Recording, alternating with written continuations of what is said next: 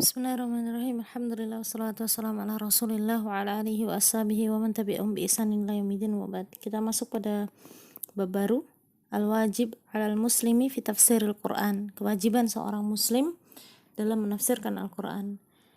Syekh rahimahullah mengatakan al-wajibu 'alal muslimi fi tafsiril Qur'ani an yush'ira nafsahu hina yufassirul Quran bi annahu mutarjimun anillahi ta'ala. Kewajiban seorang muslim dalam menafsirkan Al-Quran adalah dia harus memposisikan dirinya sebagai penerjemah dari Allah Ta'ala.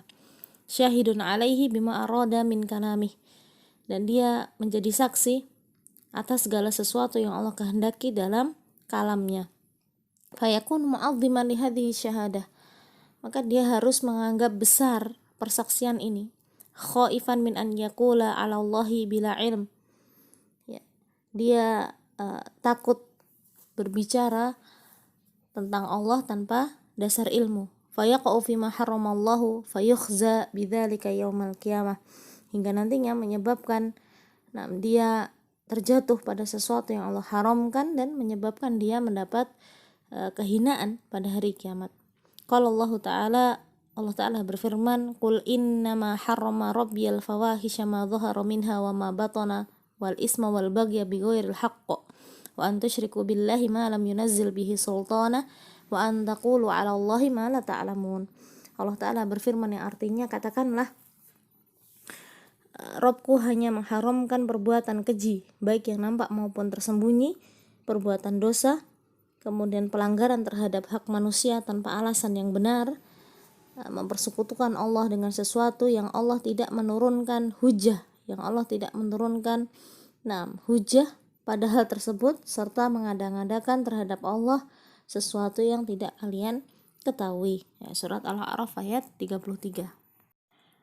Wa qala ta'ala, Allah Ta'ala juga berfirman di surat Az-Zumar ayat 60, wa yawmal qiyamati taral ladzina kadzabu 'ala Allahi wujuhuhum muswaddah alaysa fi jahannam maswal lil mutakabbirin. Yang artinya, dan pada hari kiamat engkau melihat orang-orang yang berbuat dosa kepada Allah yang mukanya menjadi hitam. Bukankah dalam neraka jahanam itu adalah tempat bagi orang-orang yang menyombongkan diri? Artinya, kesimpulan dari pembahasan ini bahwa ketika seorang menafsirkan Al-Quran, maka dia harus benar-benar berhati-hati begitu terhadap apa yang dia katakan. Tidak boleh seseorang menafsirkan Al-Quran tanpa ilmu. Begitu, dia harus mengambil sumber yang jelas. Sumber-sumber penafsiran Al-Quran akan kita bahas dalam bab selanjutnya. Begitu. Jadi seseorang harus mengerti bahwa ketika dia menafsirkan Al-Quran ini, yang dia tafsirkan ini bukan sembarang kalam, bukan sembarang ucapan, tetapi ini adalah kalamullah, ucapan yang paling agung. Dan termasuk dosa yang sangat besar adalah ketika seseorang mengatakan sesuatu tentang Allah Ta'ala, dia menafsirkan ayat-ayat Allah tanpa ilmu. Jadi dia seenaknya sendiri dengan hawa nafsunya dia menafsirkan ayat-ayat Allah Ta'ala. Sekarang kita bahas tentang sumber penafsiran Al-Quran.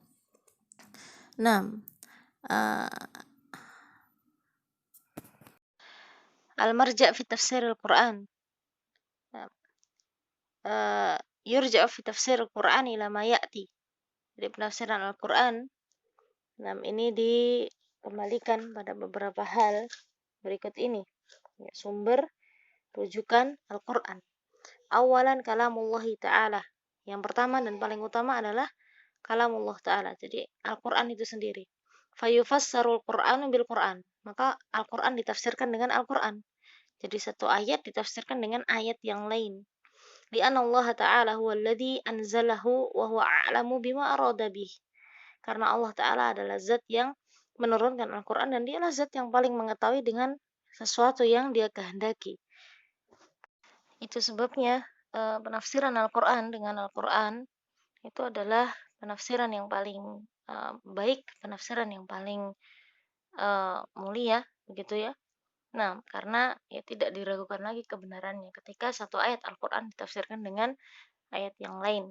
Alasannya tadi karena Allah Ta'ala adalah zat yang tentu saja maha mengetahui, paling mengetahui tentang apa yang Allah kehendaki sendiri di dalam kalamnya.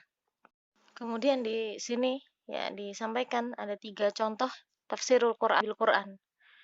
Yang pertama adalah firman Allah Ta'ala, ala inna awliya Allahi la khaufun alaihim wa la hum yahzanun. Allah Ta'ala berfirman di surat Yunus ayat 62 yang artinya ingatlah sesungguhnya wali-wali Allah tidak ada kekhawatiran terhadap mereka, tidak pula mereka bersedih hati. Nah, siapakah gerangan wali-wali Allah yang dimaksud di ayat ini? Faqad fassara awliya Allahi biqaulihi ta'ala.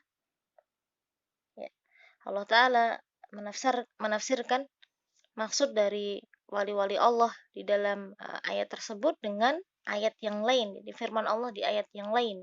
Allah Ta'ala berfirman, alladzina amanu wa kanu yattaqun. Ya, mereka adalah orang-orang yang beriman dan mereka adalah orang yang bertakwa.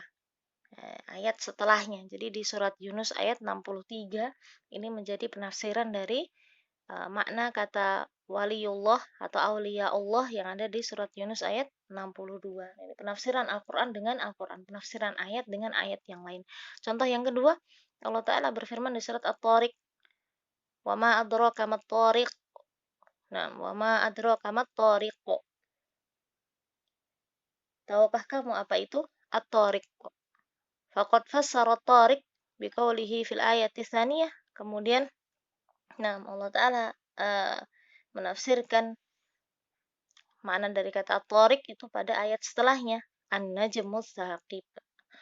Nah, At-Tariq adalah bintang yang cahayanya menembus.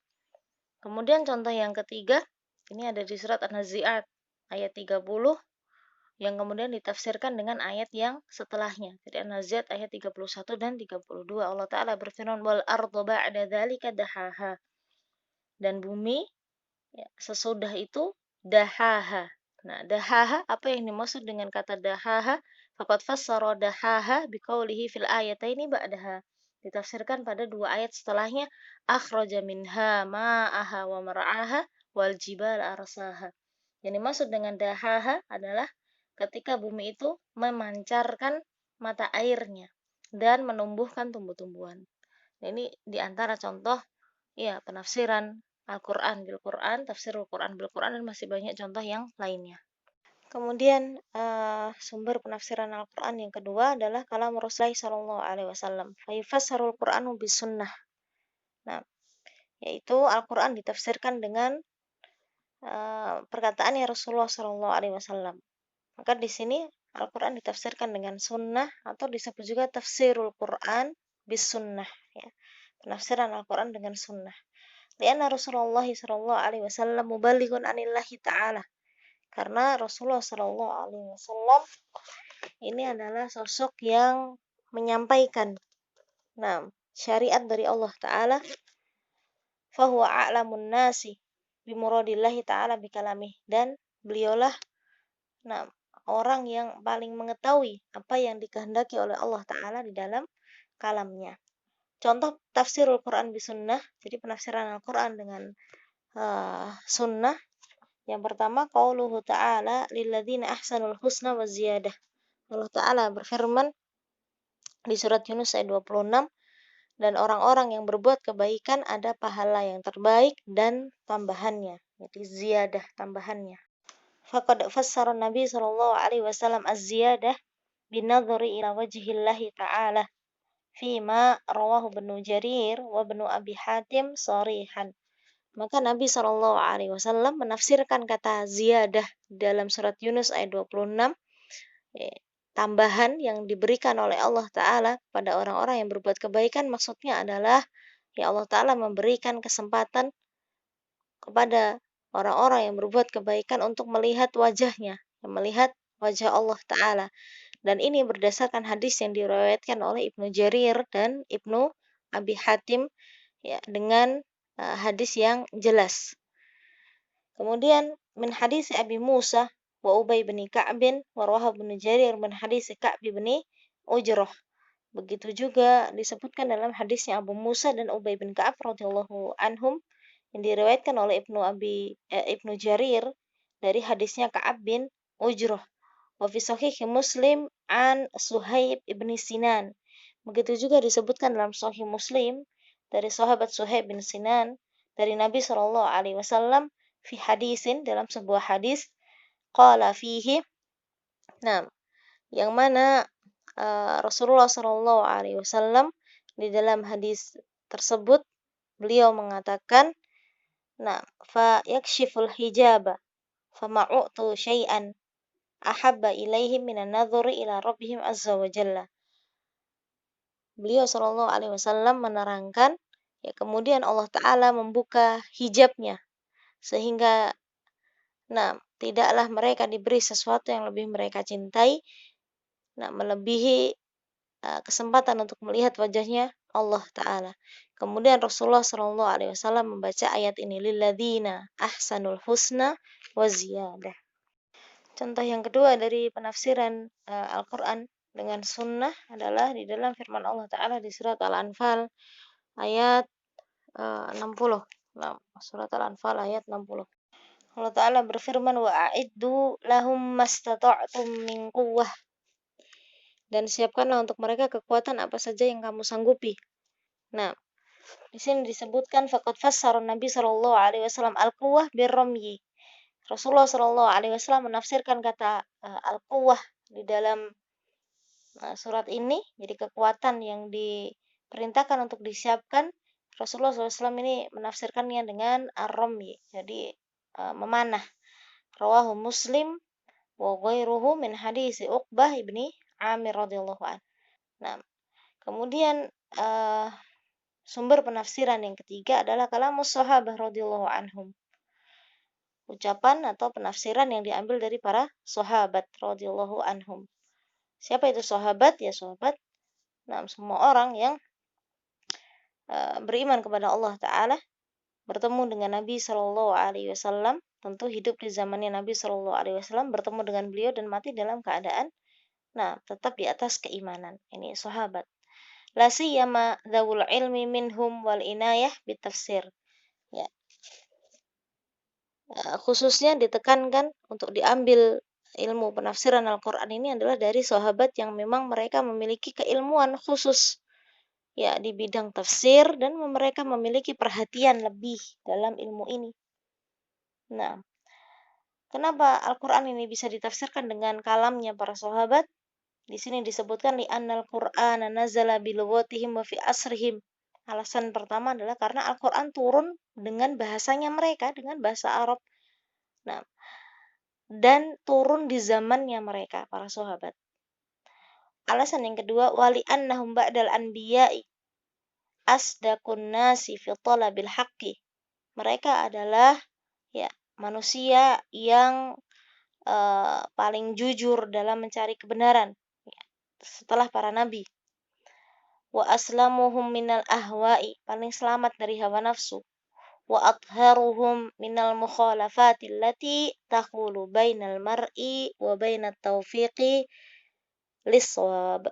Dan mereka adalah sosok yang paling bersih dari perselisihan atau dari penyimpangan terhadap Allah dan Rasul-Nya yang dapat menghalangi seorang hamba dari taufik dalam mendapatkan kebenaran. Nah, ini alasan-alasan ya kenapa kalamnya sahabat radhiyallahu anhum ini bisa diambil untuk sumber referensi dalam menafsirkan Al-Qur'an. Ya, contoh untuk tafsirul Quran bi kalami sahabah, penafsiran Al-Quran dengan kalamnya sahabat itu diantaranya ada di surat An-Nisa ayat 43. Allah Ta'ala berfirman, wa in kuntum marda aw ala safarin aw jaa ahadum minkum minal ghaiti aw lamastumun nisa, yang artinya apabila kalian sakit atau dalam keadaan safar atau salah seorang di antara kalian dari tempat buang air atau kalian menyentuh wanita.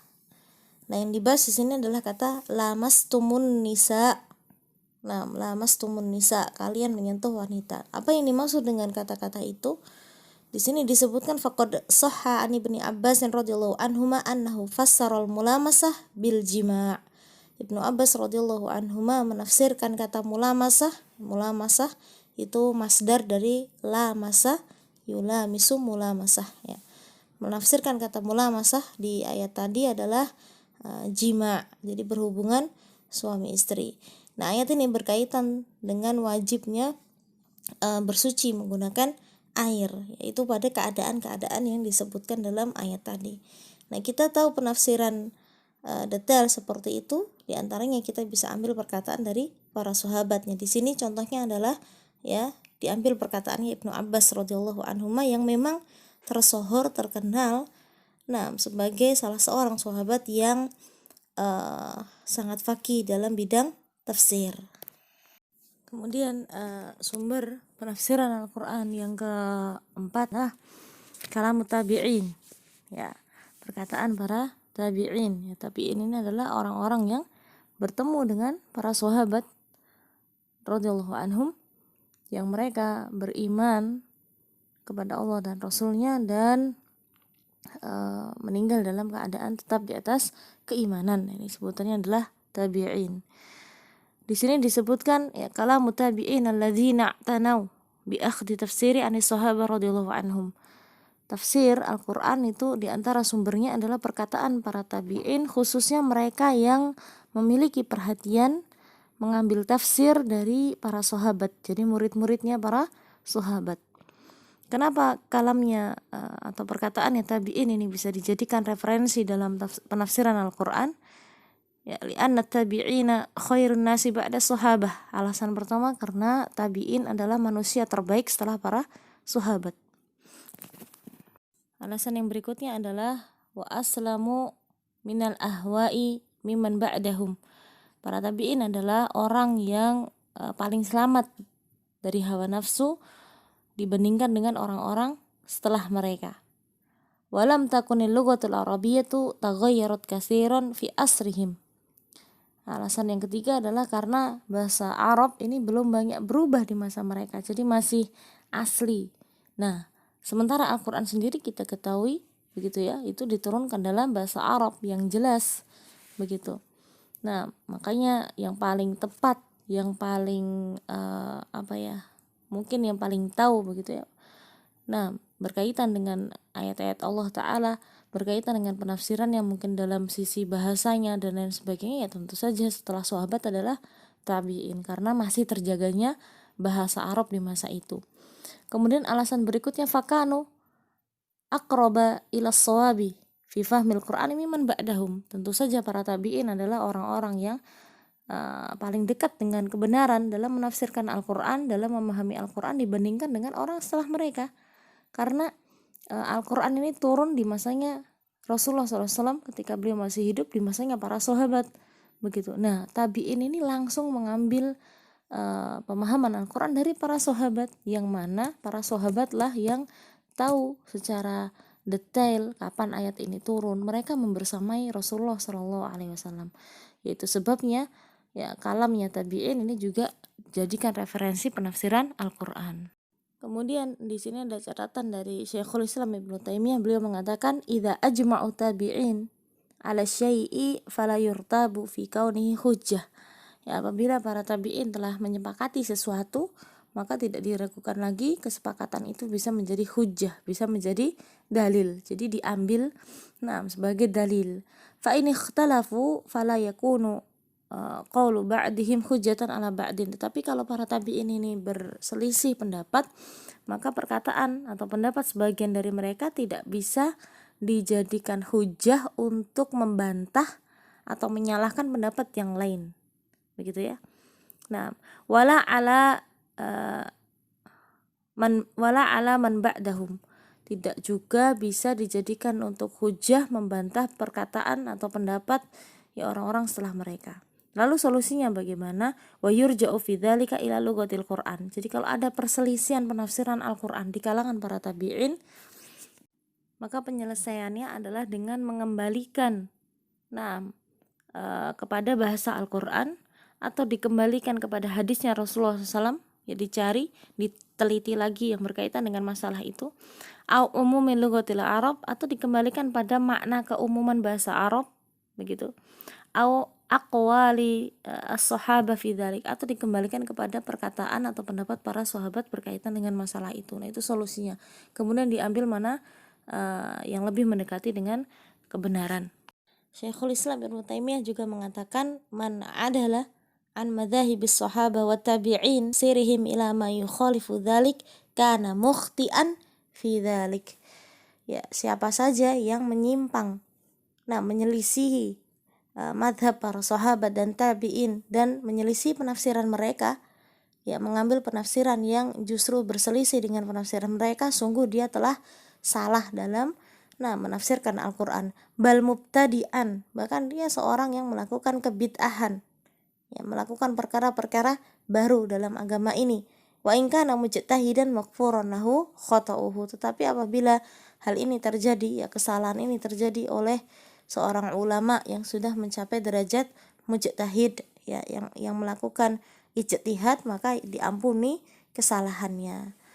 Tetapi kalau ini dilakukan oleh orang yang karena kebodohannya, karena hawa nafsunya, begitu ya, atau karena kesombongannya, dia tidak mau mengambil penafsiran para sahabat dan tabi'in dan justru membuat penafsiran sendiri versi dia, ini adalah orang yang menyimpang, begitu, dari jalannya para sahabat, dari jalannya para tabi'in, menyelisih mereka, begitu. Bahkan disebut seorang pelaku kebid'ahan, ya, karena yang paling tahu Al-Quran itu adalah para sahabat, setelah mereka ya para tabi'in, ya, berbeda dengan orang-orang di masa sekarang, gitu.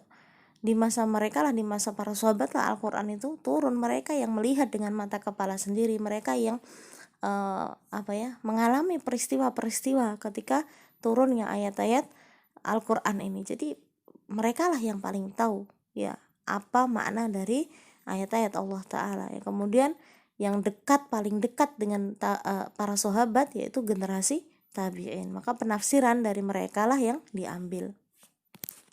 Kemudian beliau melanjutkan, Syekhul Islam Ibnu Taimiyah melanjutkan, "Faman khalafa qaulahum wa fassara al-Qur'ana bi khilafi tafsirihim faqad akhta'a fid dalil wal madluli jami'an."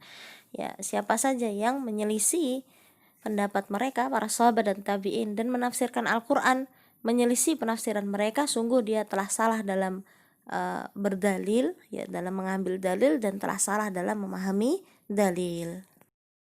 Ya, sekarang kita masuk pada maraji atau sumber referensi penafsiran Al-Quran yang kelima atau yang terakhir adalah ma taqtadihil kalimatu minal ma'ani syar'iyyati awil lughawiyyati hasab as-siyaq. Sumber penafsiran Al-Quran yang kelima adalah segala sesuatu yang ditunjukkan oleh makna syar'i maupun makna lughawi. Makna syar'i adalah makna yang digunakan dalam syariat ini secara khusus. Makna lughawi itu makna secara bahasa. Contohnya kata wudu, misalkan kata wudu itu kalau makna syar'i adalah ya berwudu dengan tata cara yang sudah ditentukan. Jadi mulai dari mencuci tangan, kemudian berkumur, begitu, kemudian mencuci, kemudian memasukkan air ke dalam hidung dan mengeluarkannya, mencuci wajah sampai kaki, begitu, itu wudu syar'i. Secara syar'i itu, tapi makna wudu secara bahasa itu artinya adalah ya berbersih, jadi melakukan atau membersihkan. Jadi sekedar membersihkan aja itu sudah disebut wudu, tapi secara bahasa. Kadang-kadang ada kata-kata yang makna syar'i dan makna lugawinya ini berbeda. Contohnya seperti itu tadi. Kenapa makna syar'i, begitu juga makna lugawi, jadi makna bahasa ini juga bisa dipakai untuk sumber referensi penafsiran Al-Quran. Ini dalilnya adalah firman Allah Ta'ala di surat An-Nisa ayat 105, kemudian Az-Zukhruf ayat 3, dan Ibrahim ayat 4. Allah Ta'ala berfirman, Inna anzalna ilaikal kitaba bil haqqi litahkuma bainan nasi bima arakallah. Allah Ta'ala berfirman yang artinya sesungguhnya kami telah menurunkan kitab kepadamu, ya, Al-Quran, dengan membawa kebenaran agar engkau mengadili di antara manusia dengan apa yang telah Allah wahyukan kepadamu. Kemudian di surat Zukhruf ayat 3 Allah Ta'ala berfirman, Inna ja'alnahu Qur'anan Arabiyyan la'alakum ta'qilun.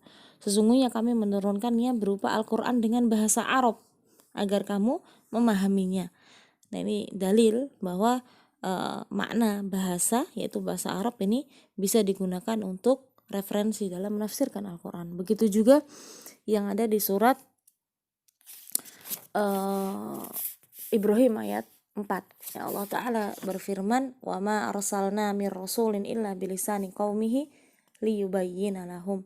Tidaklah kami mengutus seorang rasul kecuali dengan menggunakan bahasa kaumnya supaya mereka menjelaskan kepada kaum tersebut, ya, menjelaskan syariat Allah kepada kaum tersebut.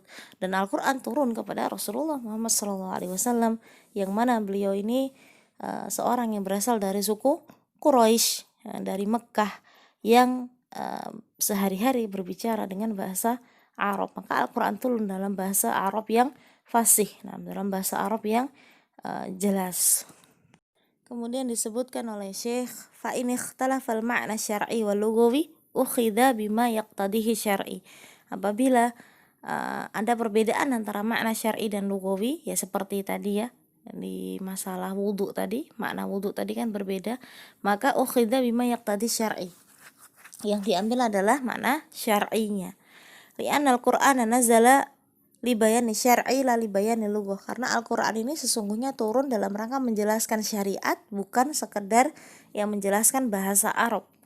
Illa ayyakuna hunaka dalilun yatarajjahu bihil ma'na lughawi fayukhadhu bihi, kecuali kalau memang ada dalil yang menguatkan ya untuk memakai makna bahasa, ya maka dipakai makna bahasanya, tetapi secara asal didahulukan makna syar'inya yang dipakai. Misalu makhtulifa fihil ma'nayani wa qudima syar'i. Contoh penafsiran atau makna bahasa dan makna syar'i ini berbeda dan didahulukan makna syar'inya adalah di firman Allah Ta'ala, wala tusalli ala ahadim minhum mata abada, di surat At-Taubah ayat 84. Allah Ta'ala berfirman yang artinya, dan janganlah kamu sekali-kali mensolati salah seorang di antara mereka yang telah mati.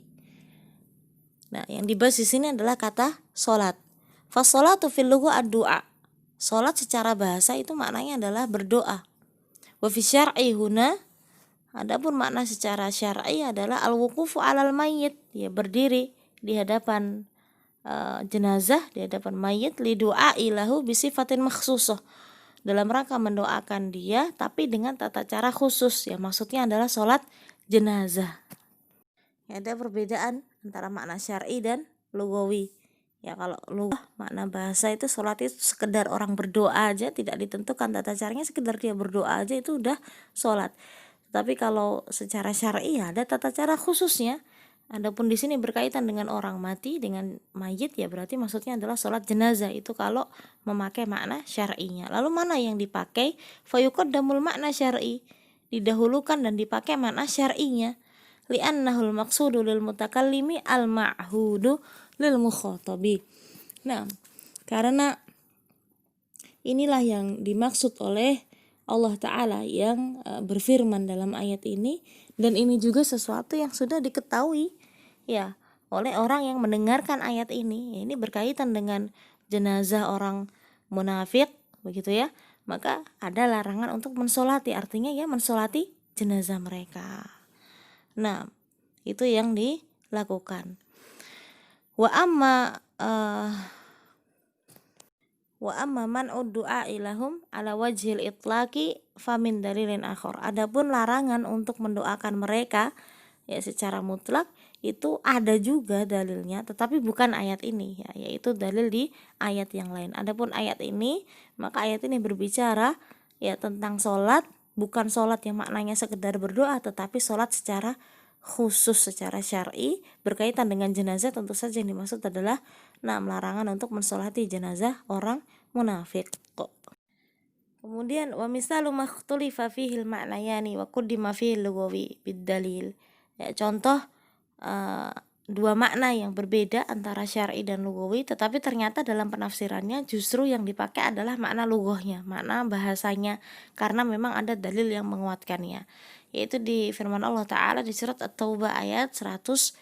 Allah Ta'ala berfirman, khudh min amwalihim shadaqatan tutahhiruhum wa tuzakkihim biha wa shalli alaihim. Ambillah di antara harta atau sebagian harta mereka untuk sedekah, ya sedekah. Maksudnya zakat, yang nantinya akan bisa membersihkan mereka dan dan bisa mensucikan mereka. Wa sholli alaihim. Nah, ini yang kita bahas. Dan sholatlah atas mereka. Sholatlah atas mereka. Ini juga sholat yang dibahas. Fal muradu bis sholati huna ad-du'a. Yang dimaksud dengan sholat di sini adalah berdoa. Jadi makna yang dipakai adalah makna secara bahasanya. Sholatlah atas mereka artinya adalah doakanlah mereka. Doakanlah orang yang mengeluarkan zakat itu. Tadi kan disebutkan ya, kalau berselisih antara makna syar'i dan lughah, begitu maka yang dipakai makna lughah itu harus ada dalil yang menguatkannya. Nah, di sini ada dalil yang menguatkannya, bidalil lima rawahu Muslim an Abdullah bin Abi Aufa qol, ya dari Abdullah bin Abi Aufa, dia mengatakan karena Nabi Shallallahu alaihi wasallam idza utiya bi shadaqati qaumin shalla alaihim. Rasulullah SAW itu apabila didatangkan di hadapan beliau zakat suatu kaum, maka beliau mensolati mereka. Nah, mensolati mereka ini maksudnya apa? Dilanjutkan dalam penjelasannya Abdullah bin Abi Aufa, beliau mengatakan fa'atahu abi bisodaqotihi. Ya, ayahku yaitu Abu Aufa itu mendatangi Rasulullah SAW dengan membawa zakatnya. Faqal, ternyata Rasulullah SAW mengatakan Allahumma sholli ala ali Abi Aufa. Nah, ya Allah, curahkanlah keselamatan kepada, ya berikanlah sholawat kepada keluarganya Abu Aufa. Nah, yang dilakukan Rasulullah SAW ini bukan mensolati ya. Keluarganya Abu Aufa, tetapi mendoakannya. Maka kesimpulannya, ya ini adalah contoh dari penafsiran Al-Quran yang dibawa ke makna, justru ke makna bahasa. Tapi dengan catatan, dengan syarat ada dalil yang memang mendukung untuk dibawa ke makna itu. Karena secara asal penafsiran Al-Quran tentu saja kalau dibawa ke makna katanya adalah dibawa ke makna syar'inya. Nah, makna syar'inya. Kemudian disebutkan wa amsilatu mattafaqo fihil ma'nayani syar'i wa lughawi katsirah. Ya, contoh yang ternyata dua makna syar'i dan lughawi ini sama maknanya, begitu ya, itu banyak sekali. Contoh kata-katanya itu banyak sekali. Di antaranya adalah kas-sama'i wal ard, wasidqi wal kadhib wal hajari wal insan, dan lain sebagainya. Ya, ada kata sama itu langit. Makna syar'i langit ya langit, makna bahasa ya sama. Begitu al-ard bumi, as-sidq kejujuran, al-kadhib kedustaan, al-hajar batu, al-insan manusia, dan masih banyak kata-kata lain yang sebetulnya tidak ada perbedaan antara makna syar'i dan makna lughah. Maka dengan ini selesailah pembahasan kita atas beberapa bab yang kita bahas hari ini. Ada bab kewajiban seorang muslim terhadap penafsiran Al-Quran, kemudian bab berkaitan dengan referensi atau sumber dalam menafsirkan Al-Quran. Ada 5 sumber yang dibahas di sini. Semoga bisa dipahami dengan baik. Semoga Allah mengaruniakan kepada kita pemahaman ilmu dan keberkahan ilmu. Wallahu ta'ala alam bisawab. Sallallahu ala nabiyyina Muhammad wa ala alihi wa ashabihi ajma'in. Falhamdulillahi rabbil alamin.